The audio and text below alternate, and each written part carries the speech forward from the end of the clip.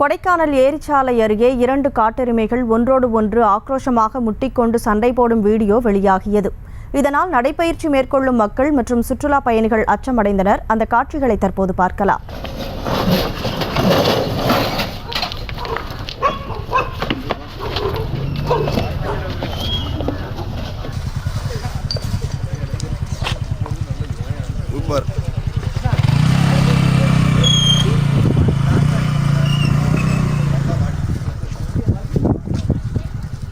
கூடுதல் விவரங்களை நமது செய்தியாளர் குறிஞ்சிவேலுவிடம் கேட்கலாம். வணக்கம் குறிஞ்சிவேல், முழு விவரம்.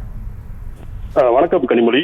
திண்டுக்கல் மாவட்டம் கொடைக்கானல் நட்சத்திர ஏரியில் தினந்தோறும் காலை நேரத்தில் உள்ளூர் மக்கள் மற்றும் சுற்றுலா பயணிகள் ஏரிச்சாலையை சுற்றி நடைபயிற்சி மேற்கொள்வது வழக்கமான ஒன்று.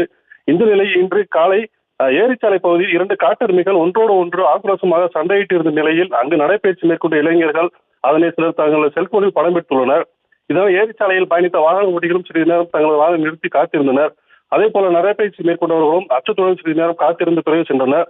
காட்டெருமைகள் சண்டையிட்ட வீடியோ தற்போது சமூக வலைகளில் வேகமாக வைரலாகி வருகிறது.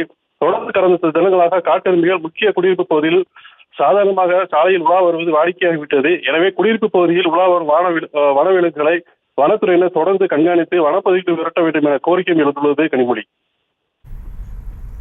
விவரங்களுக்கு நன்றி குறிஞ்சிவேல். செய்திகளை உடனுக்குடனும் துல்லியமாகவும் தெரிந்து கொள்ள சப்ஸ்கிரைப் பண்ணுங்க.